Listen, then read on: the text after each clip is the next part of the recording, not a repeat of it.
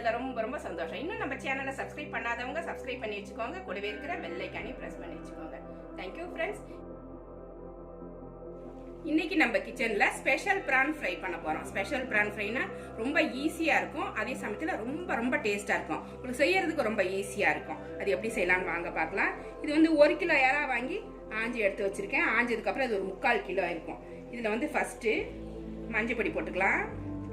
ஈஸியா செஞ்சிடலாம், பேச்சுலர்ஸ் கூட செஞ்சிடலாம். இதை வந்து இறால் வாங்கும் போதே ஆஞ்சி கொடுங்கன்னு சொல்லிட்டாங்கன்னா அவங்களே க்ளீன் பண்ணி கொடுத்துருவாங்க. வந்து வாஷ் பண்ணிட்டு நம்ம இந்த மாதிரி மசாலா தடவிட்டு எண்ணெயில போட்டு எடுத்துக்கலாம். இப்போ காரத்துக்கு தகுந்த மாதிரி காஷ்மீரி சில்லி பவுடர் நான் போடுறேன். 2 ஸ்பூன் அளவு போடுறேன். அது மாதிரி மிளகுத்தூள் ஒரு 1/2 ஸ்பூன் போட்டுக்கிறேன்.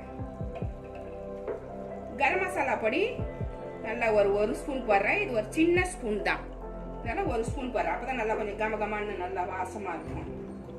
இது கூடவே இஞ்சி பூண்டு பேஸ்ட் 1 ஸ்பூன் போட்டுக்கிறேன். போட்டாச்சா? அடுத்தது அளவா உப்பு போட்டுக்கலாம். தேவையான அளவு உப்பு. ரொம்ப ரொம்ப சிம்பிள், ரொம்ப டேஸ்டி.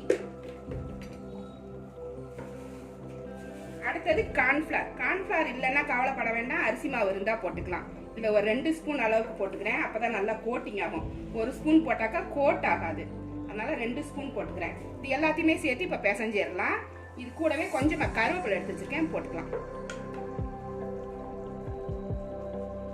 இப்போ இதை நல்லா கையாலேயே பிசைஞ்சிக்கோங்க. ஸ்பூனால பிசைஞ்சிங்கன்னாக்கா கரெக்டா அது போய் ஒட்டாது. நல்லா கையாலேயே நல்லா பிசைஞ்சிக்கலாம். அழுத்திட்டு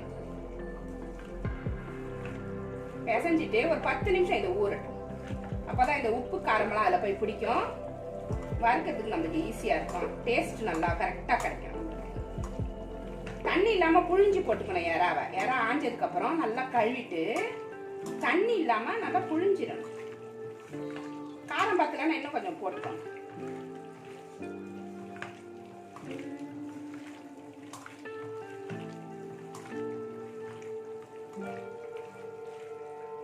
கொஞ்சம் நான் காரம் போட போறேன்.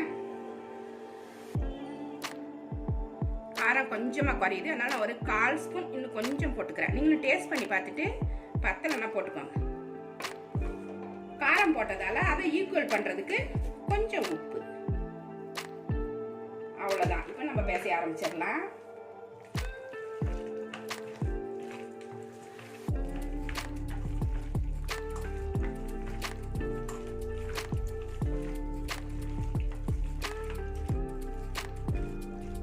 ரெடி ஆயிடுச்சு.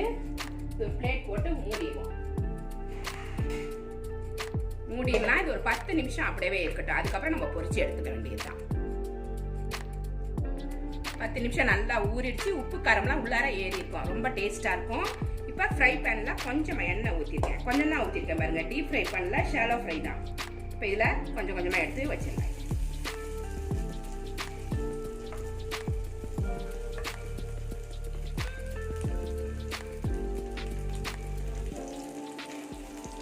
மீன் வறுக்கிற மாதிரி தனித்தனியாக இருக்கிற மாதிரி பார்த்துக்கோங்க. கொஞ்சம் கொஞ்சமாக தான் இதை பொரிச்சு எடுக்க முடியும். மொத்தமாக போட்டு கிளறலாம், அப்புறம் தொக்கு மாதிரி ஆயிடும்.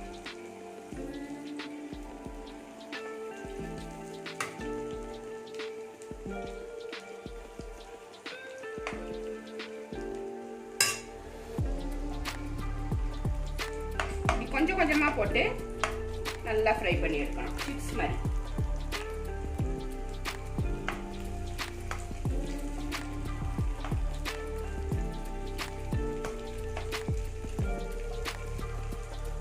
அப்படியே ஒரு பக்கம் ஃப்ரை ஆகட்டும். ஒரு பக்கம் ஃப்ரை ஆனோடனே அப்படியே திருப்பி போட வேண்டியதுதான்.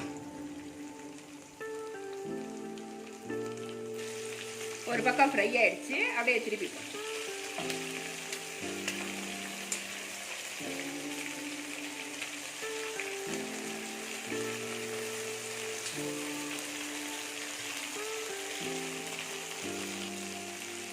பெரிய கரண்டி எடுத்துக்கலாம். சின்னதை எடுக்கும்போது கையில தான் பண்ணுறேன்.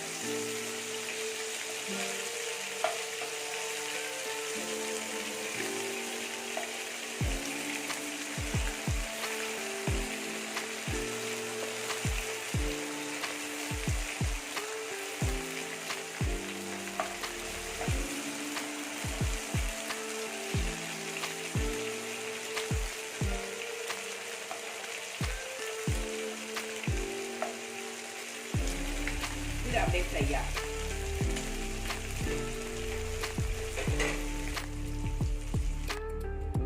ஸ்பெஷல் பிரான் ஃப்ரை சூப்பரா ரெடி ஆயிடுச்சு பாருங்க. ரொம்ப ரொம்ப ஈஸியா இருக்கும், சாப்பிட்றதுக்கு அவ்வளோ டேஸ்டா இருக்கும்.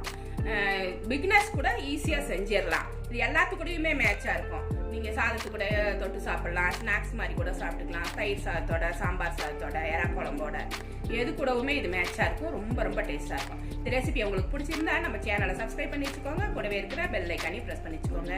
லைக் பண்ணுங்க, ஷேர் பண்ணுங்க, கமெண்ட் பண்ணுங்க. இவ்வளோ நேரம் என்னோட வீடியோ பார்த்தா எல்லாருக்குமே நன்றி. Thank you friends.